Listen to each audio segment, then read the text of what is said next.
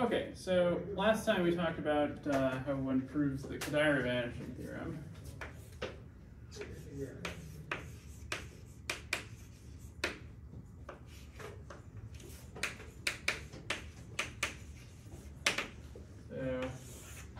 the idea behind this one, well, or the statement of the theorem rather, is that for positive I, hi of x, so kx plus a is equal to 0, and here x, we require x to be smooth,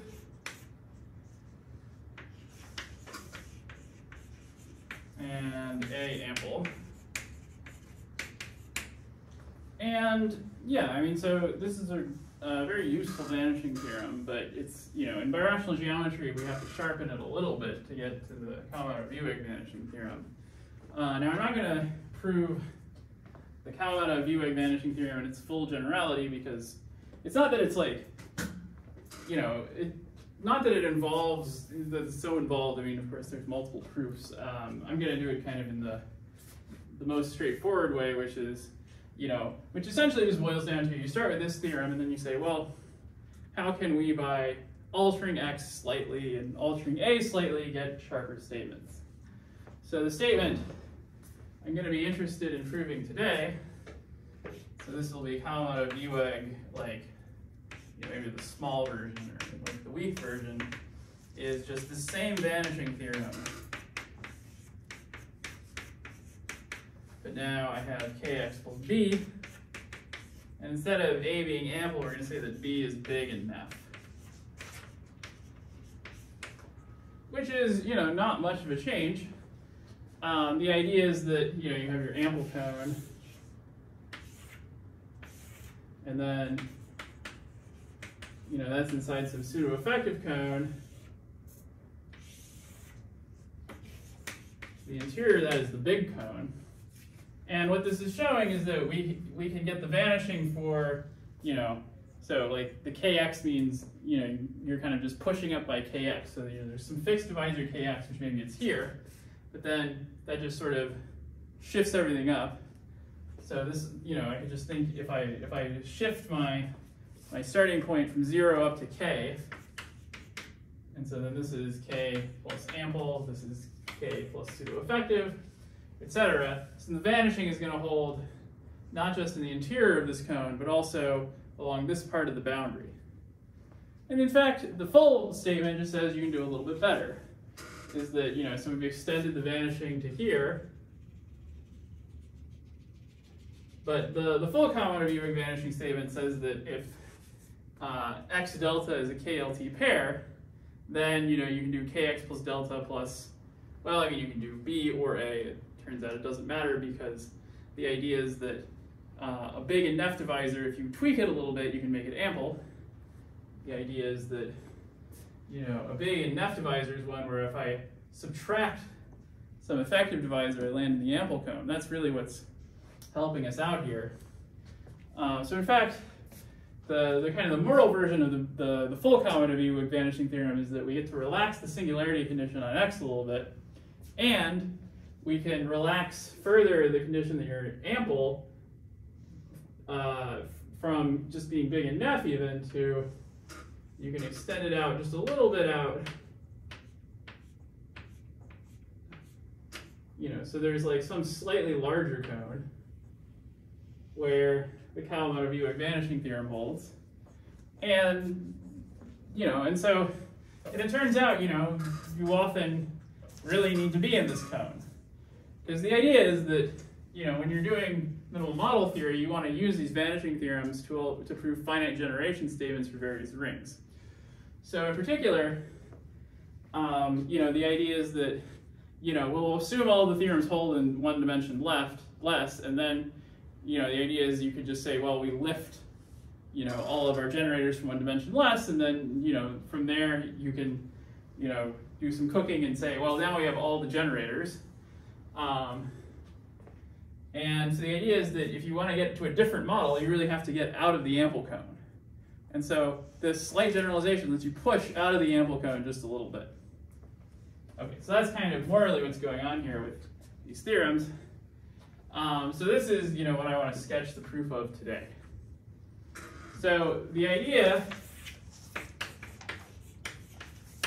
is use the Vanishing theorem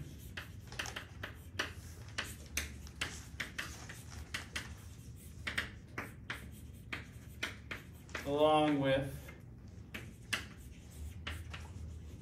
transformations of x. Okay, so what kinds of transformations are we having here?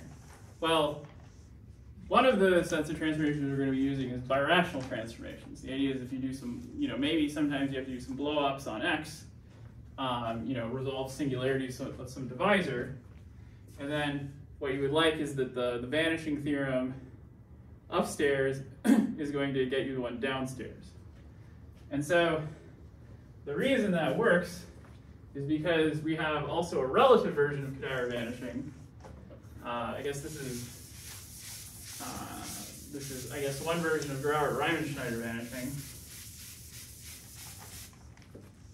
which is, let's say that if q from x prime to x is the blow-up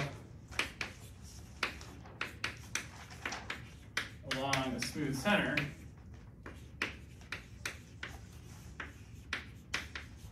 then q lower star of kx prime is just equal to kx, or isomorphic to, I suppose. Isomorphic in the natural way. And then the higher direct images, riq lower star of okx, is just equal to 0. Okay, and so, this is of course for I positive. Yeah, and so the reason this is happening is because, when you do these blow-ups along smooth centers, you have kind of the condition that you're like relatively a Fano variety. And so, and then you have like the picture you have is like a relative, is one of the, is kind of the relative version of this Vanishing theorem. So I'm gonna, black box these. Okay, I guess this should be O of kx. I'm gonna black box these, but the moral of this story is that if you do birational transformations of x, then you're starting with a smooth x, and you do all these things, then you can prove the vanishing theorem upstairs and then import it downstairs. And so, the missing steps, once you accept these truths, the missing steps to get from the vanishing theorem upstairs to one downstairs is, a sort of spectral sequence argument. So here x with some singularity, right? Is what? X is not smooth. Right? Yeah, x should be smooth here. Okay. Well, it can be like log terminal or something. This is not like this can't be arbitrarily singular. Today we're just going to prove the theorem for smooth varieties, so I can just assume this is smooth. So for a non-smooth case, we can use the Birational to get the smooth. Well, okay, but no, I mean, it's more like, you're like, why are we doing this if x is already smooth? Is that kind of the question? Yeah. Yeah, okay, well the idea is going to be that eventually we're going to want to, like, here's the idea, right? Is that we start with a divisor here, right? And then we break it apart into an ample part and then a non-ample part. Right? And then it's like sitting right in the middle. But then you can't say anything about the singularities of this. So you're trying to resolve this divisor, make it S and C inside X. Oh, okay. So it's not X that has the singularities, it's some divisor on X. Yeah. Okay, great question though. I mean, in general, so also if we were to prove the full version where X is log terminal, then, you'd also have, you have also, this kind of thing. Maybe I have to, in that case, use like the log canonical divisor instead of I think if X is log terminal, I probably have to put a boundary here or something, but, I'm not going to worry about it, but, so this is also going to tell you how you prove these kinds of theorems when X has mild singularities, such as being canonical or log terminal or what have you. So, yeah, I mean, it's very easy to get into the weeds on these vanishing theorems, and so, you know, I had to pick some conditions to say, well, here's how we prove it, and then eventually one learns to accept, well, you know, the full version. Okay, so that's like one transformation of X that we might be doing. The other is like finite cover. So for finite covers,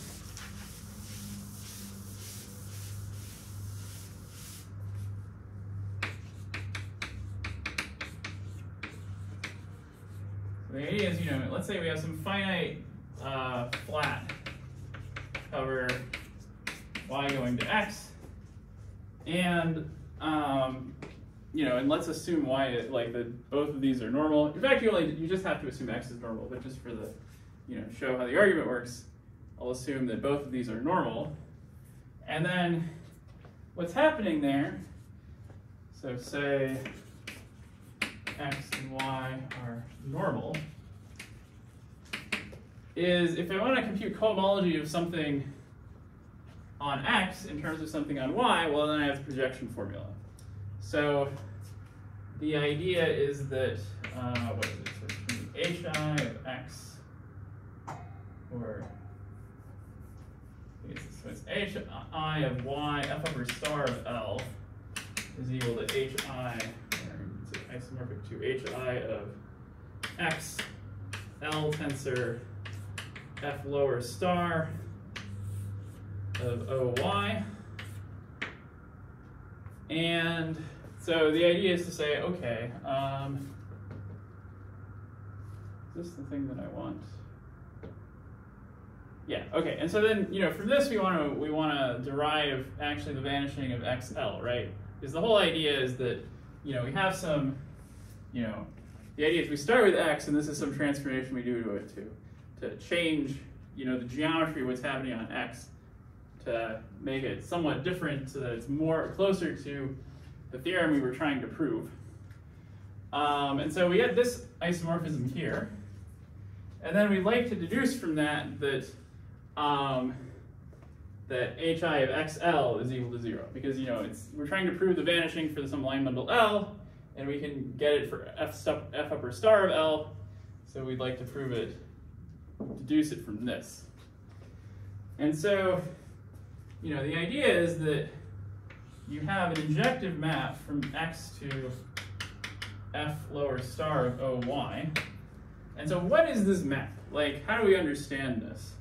Well, the idea is that, you know, this normality assumption is telling you that y is an integral extension, O of y is an integral extension of O of x.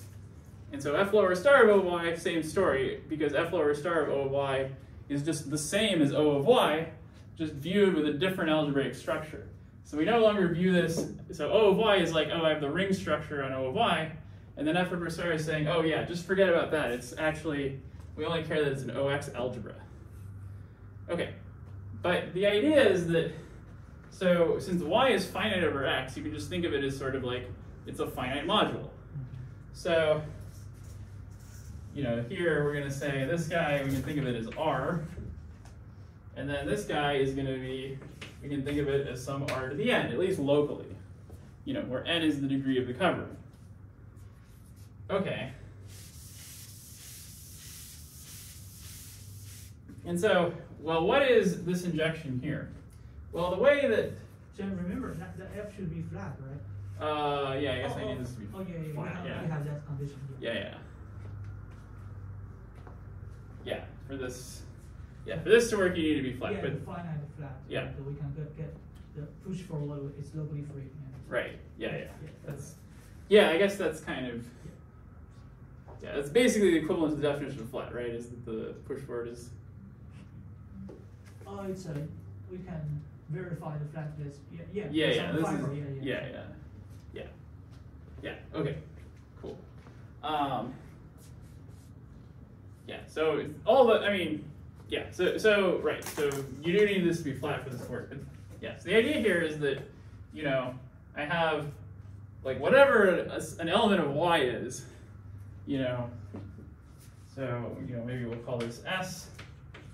So if I take some small s and big S, then it's going to act as an R linear map on n dimensional vectors in R. So I can think of S is an n by n matrix with entries in R. Okay, so that's great. And then now we know what this map is. It's just, well, it should just be multiplication, in every entry it should be multiplication by the element R.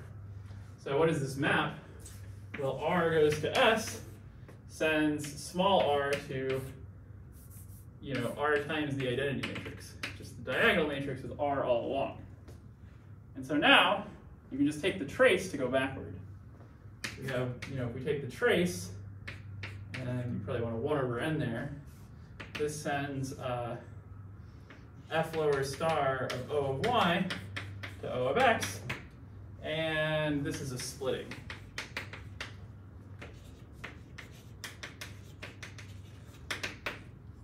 Okay, and so now that we have a splitting, well, that means that this sheaf is a direct sum-end of that one.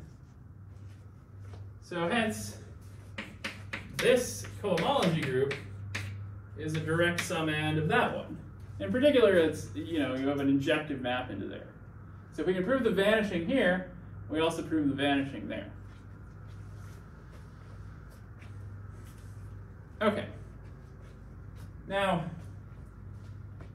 okay, so what is finite covers doing for us? Well, the idea is that, we have, some line bundle or some divisors, and we want to change the multiplicity of them. So the idea is that, you do this kind of cover. So let me kind of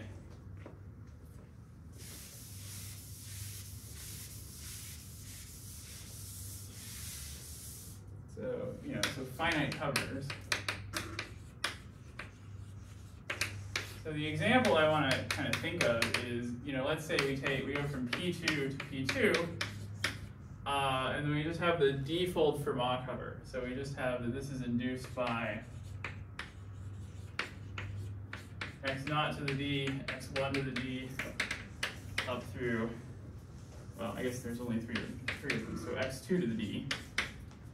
And what this looks like is it's going to be a d-fold cover. So you have your P2 upstairs.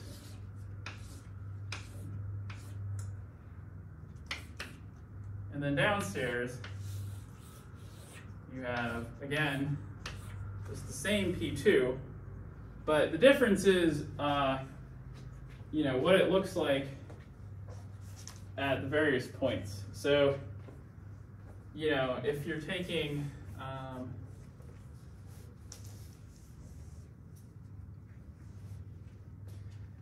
so the important thing to keep in mind here is that is to look at the branch locus of this cover. So the branch locus is the three coordinate lines, and so on the coordinate lines, this map is it becomes 1 to 1. So you have,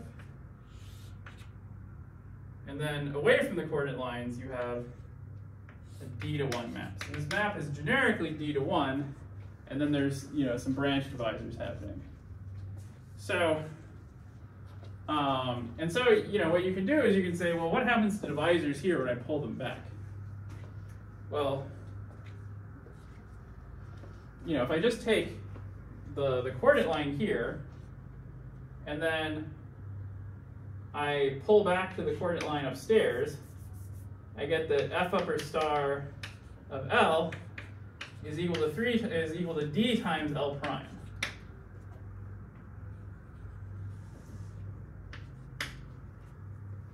But on the other hand, if I just take, some component, so here I'm thinking of upstairs I have the pre-image, which is just another line, and then downstairs I have the line. So if I pull this back, then it's like, oh, suddenly this thing has been multiplied by d. So you can think of this as like a d-root construction. I mean, this is really, you know, on the algebraic side, it's just saying, oh, I'm adjoining the dth root of, you know, the coordinate functions for each of these lines. So I get, you know, a new field of rational functions, which happens to be isomorphic to the old one, but it might not be.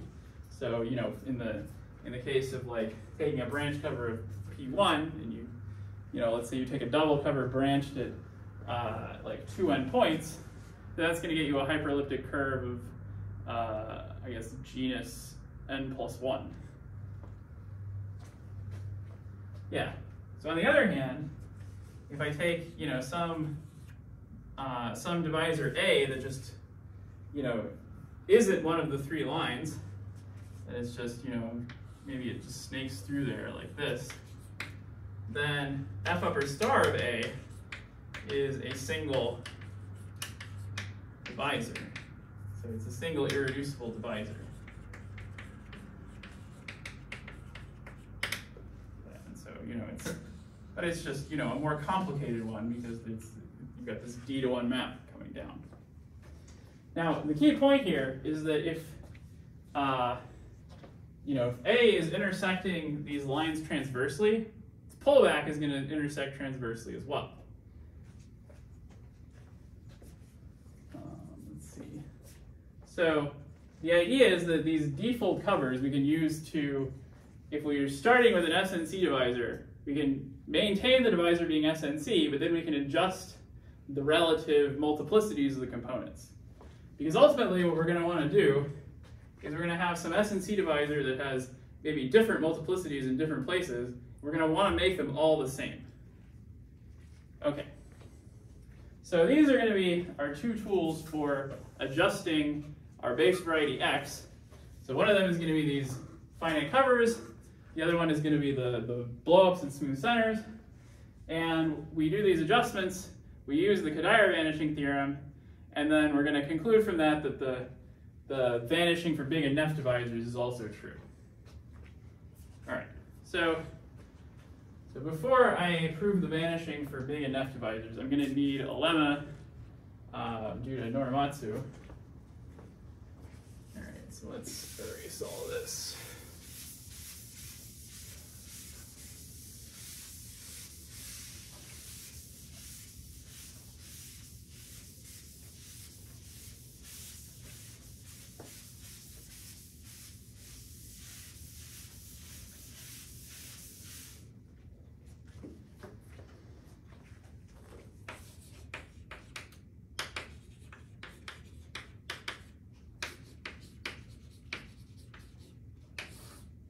Okay, so the idea is going to be that, so let's let X be smooth,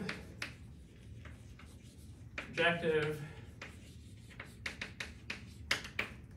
A ample, and E equals the sum from, well, let's just say I equals 1 to M, be SNC.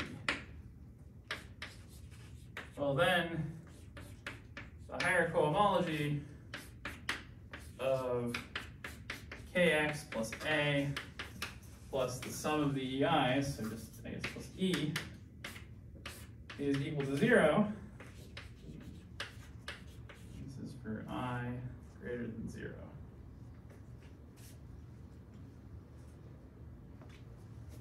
Okay, so this is the statement. And proving this is actually pretty straightforward. So the idea is that you look at the statement, and it's like the statement of Kadire vanishing, except now you have an extra SNC divisor. In particular, on a curve, this is not telling you anything new, because an effective divisor on a curve is just ample. And so, you know, you could think, well, I can make my, you know, it's a reasonable statement, because supposing E is just made up of ample divisors, this is just Kadire vanishing again. And so the idea is to say, well, you know, I want this generalization of Kadire vanishing, where I kind of, you know, you remember the illustration I had before, where I have, you know, my ample divisors, and then I have, you know, the greater pseudo-effective cone. And the idea is that, well, I could try poking myself out of the cone by adding extra divisors.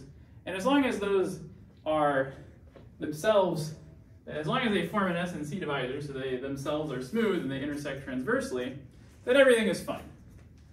And then, you know, conversely, like, and sort of, you know, in a kind of contrapositive sense, this is going to tell you that if you stray too far from the ample cone, these divisors, you know, you have to have that. If you go too far away, you don't have vanishing. So all these divisors out here, they're going to have to admit some singularities somehow, which makes sense. You know, you imagine like we're on a surface and like maybe out here is like the exceptional divisor of some blowup, then, you know, that doesn't move. So if you want to add a lot of copies of that, you can't move them, and then so you fail to be SNC. So in particular, you know, all of these have to have multiplicity 1. Okay, so let's prove this statement.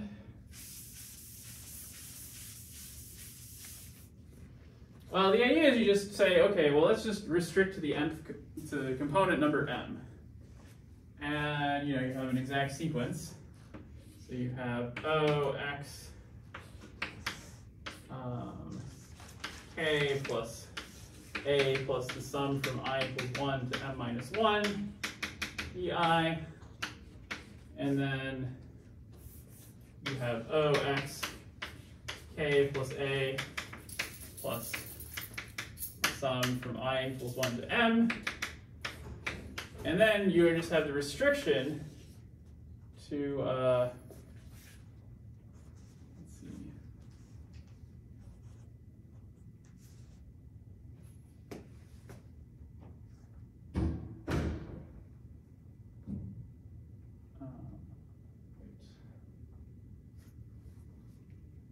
Forgetting something here.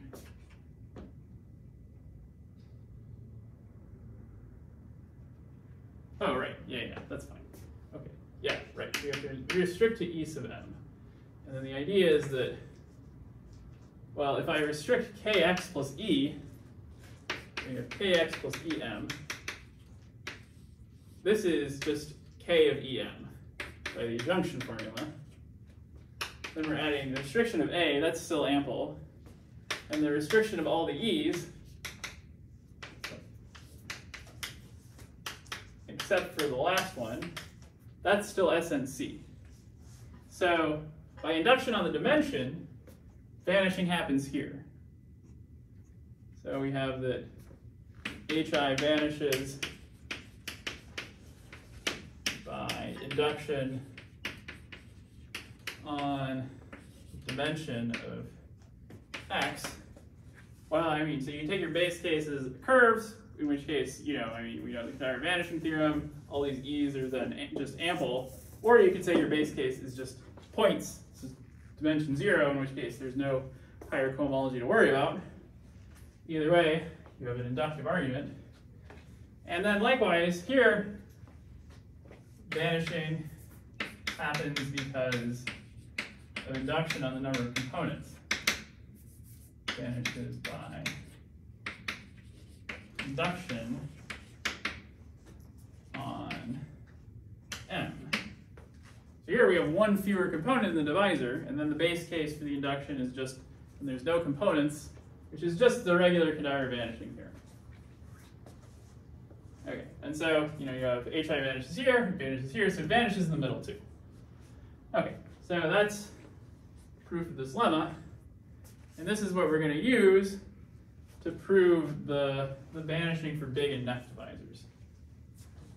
Okay, any questions so far? Okay, cool. Right, so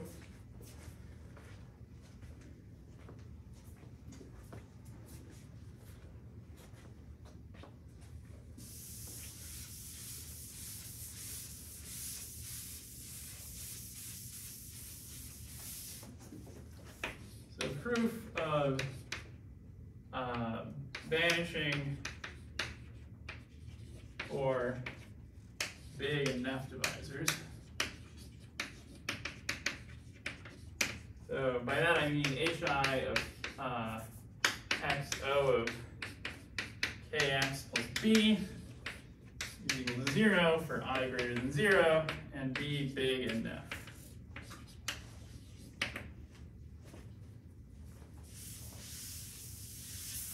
this is the thing we're proving. Okay, and so the idea is we want to break it apart into, we want to kind of break this down into eventually getting the statement of Norimatsu's lemma we just proved. And so the first step is to say, okay, if you are big in Neff, then, so again, remember the picture. I guess I should just leave that on the board. So you have the picture where your A, and then your B sits right here, and then this is the rest of the pseudo-effective cone out here. And the point is, being Neff means you're almost ample, and then being big means there's like a bubble around of divisors that are all effective. All big themselves even, because the big cone is open. So the idea is I choose, on one side of B, I choose an ample divisor. And then on the other side, I choose an N. So let's see. So the idea is I'm going to want to write, let's see. So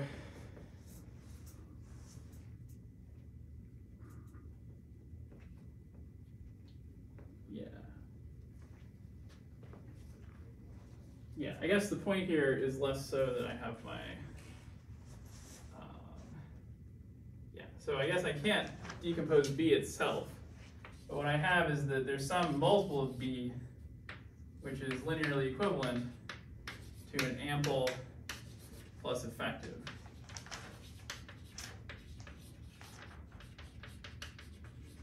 Okay, but continually, what we're going to be doing is we're just going to be saying, well, yeah,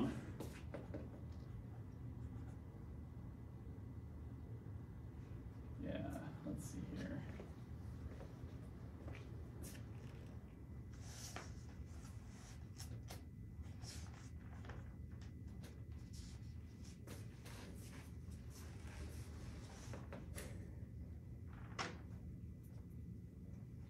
Yeah, so I think,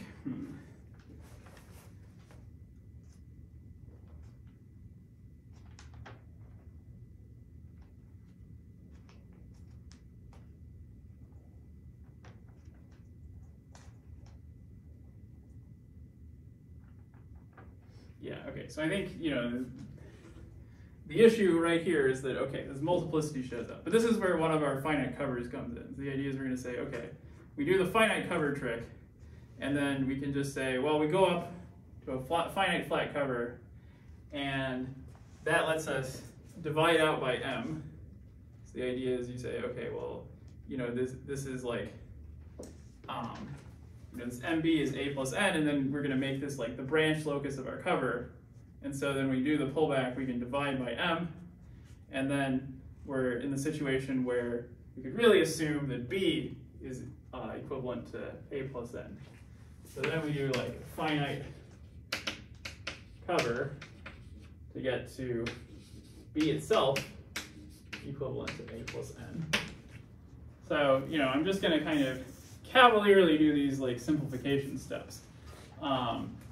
So this is the first simplification step. And then the issue becomes, we're almost just able to say, well, by Kawamata-Viehweg's lemma, we're done, except this might have just arbitrarily bad singularities. So the next step is so N is not necessarily SNC. So then we reduce, so we resolve singularities.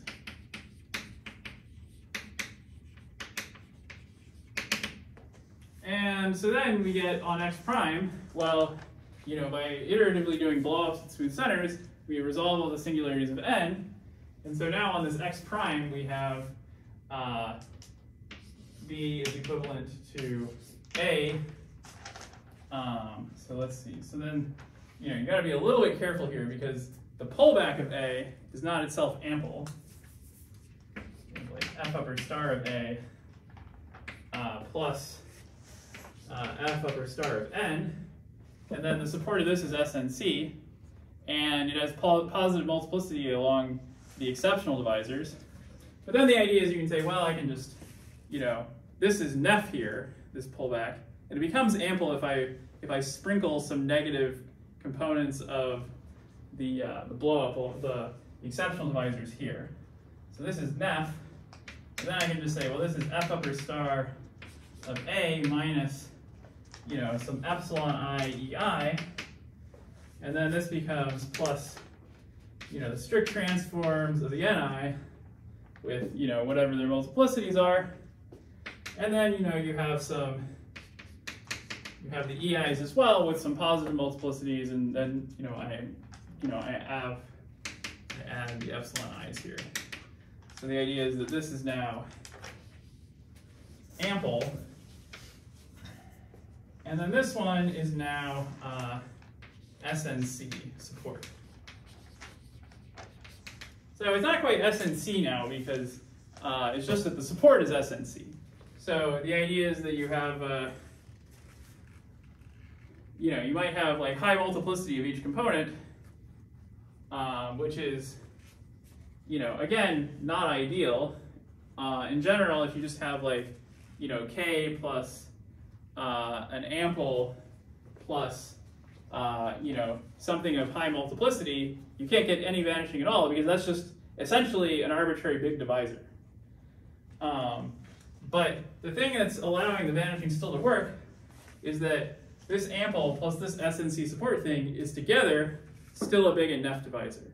So big and nef is really nice because that's a stable condition under pullback. If you pull back, or for a pullback on birational transformation. So I guess I should really be using f upper star of B here. But I could just replace it with B because it's still big and nef.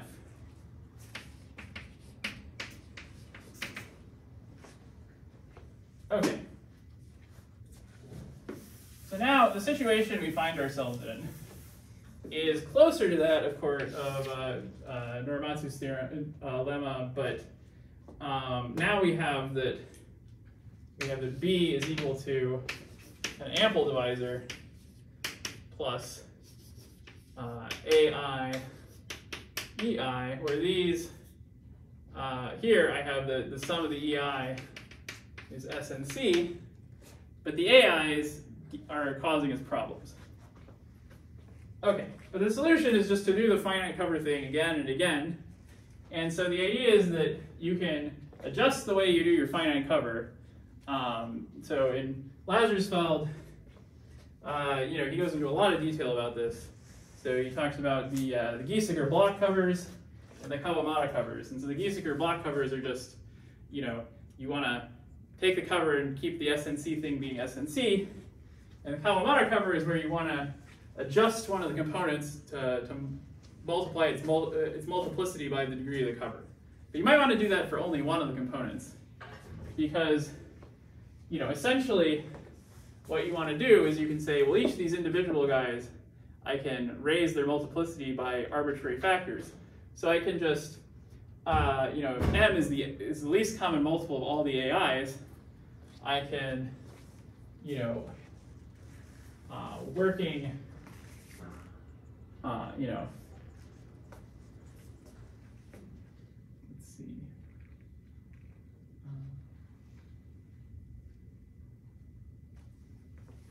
Do I want this guy to be ample or well, okay, so I can do again a transformation which gets me to, so these are again with the finite cover.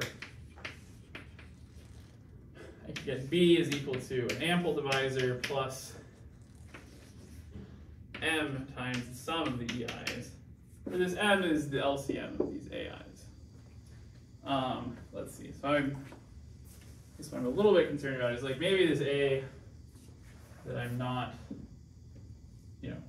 the idea is this A is not quite, this might be like big and nef instead of ample when I pull back. So maybe this is like, A tilde. But the key point here is you say, okay, well, maybe I'm in trouble because now I've made the multiplicities worse. But the key point is that B itself is big and nef. And then A is also, if I take A minus epsilon times the EIs, let's see, that is going to be ample. And so, in particular, if I take B and I subtract the EIs, that's going to be not only big and nef, but also ample. So the key idea here is we say, okay, if I take A tilde minus epsilon, epsilon times the sum of the EIs, this is going to be ample. And so if I just subtract a little off here, I can rewrite B as the sum of an ample divisor and an SNC divisor. So the key point here is I just say, well,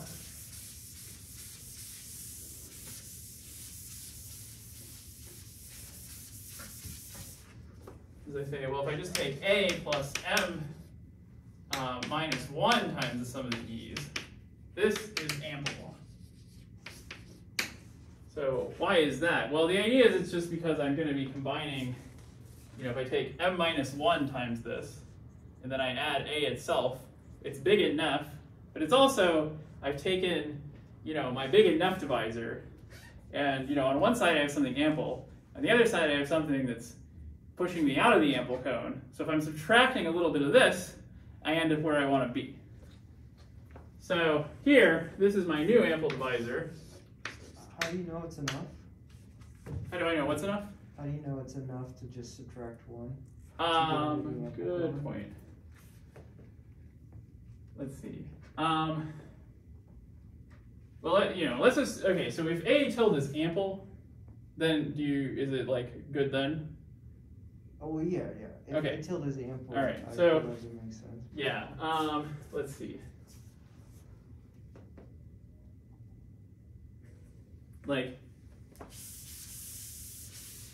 Oh wait, this is still ample because I didn't blow up, I just took a finite cover. So this is actually ample. Oh, okay. Yeah, sorry, I was confused there myself. So in fact, okay, good catch. So the point is, when I take the finite cover, the pullback of ample on that is actually ample. Right. It's when you do the blow up that it's not. So yeah, my bad, that was confusing. But now, so now we just have that A itself is ample. And now, so let's be even more clear about this. So then if I take M minus 1 times B, take M minus 1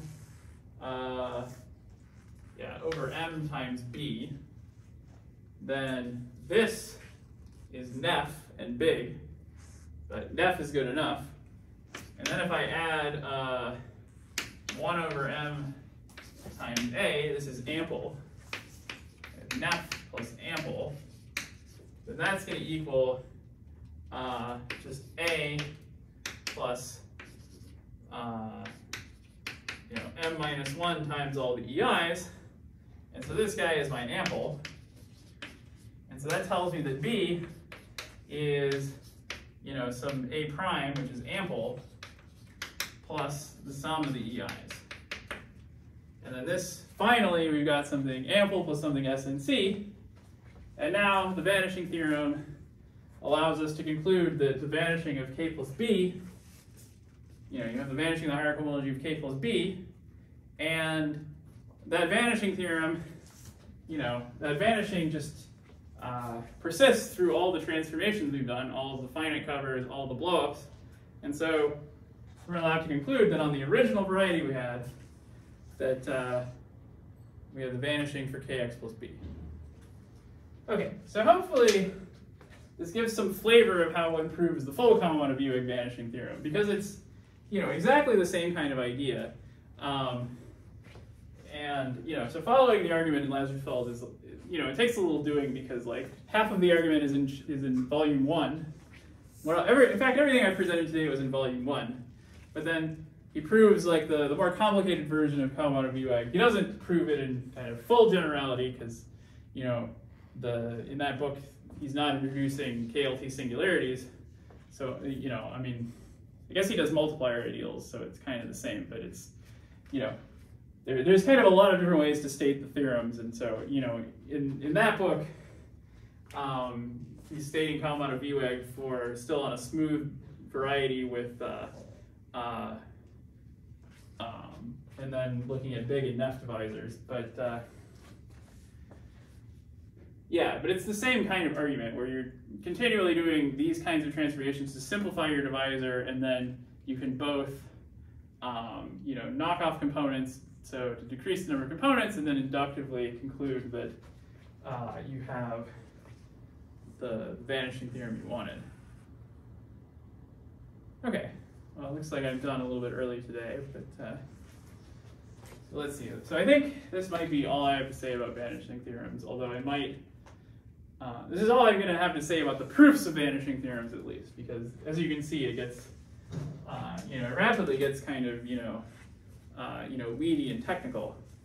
I think at some point I'm going to go over the, you know, just kind of the whole formalism of multiplier ideals, because that's a new, or that's a really nice area where birational geometry intersects, like, you know, so actually like multiplier ideals, they kind of belong to this whole vanishing theorem story, but kind of appeared in an analytic guise first. And so, you know, there's kind of an analytic version and the algebraic version, and you can kind of get interesting theorems by comparing them. I'm not sure what we'll do Friday. I might, let's see, so I might start looking at saying a little bit about the Sarkazov program, because that was something Gus wanted to see. But I don't know, I haven't prepped my notes yet, so we'll see when it comes. But I think that, you know, I think that's what I want to cover next. At this point, I've kind of covered the big things that I want to cover to kind of give you the overview of birational geometry. And now I want to, you know, talk about, you know, some specific, you know, research topics, or, you know, just some cool things that have been happening, you know, maybe not like recently, but, you know, I guess this is not an old subject for sure. So all of it's going to be over the last 50 years or so. Well, I guess that only goes back to 1970, so maybe 70 years, I don't know. All right, well, that's it for today.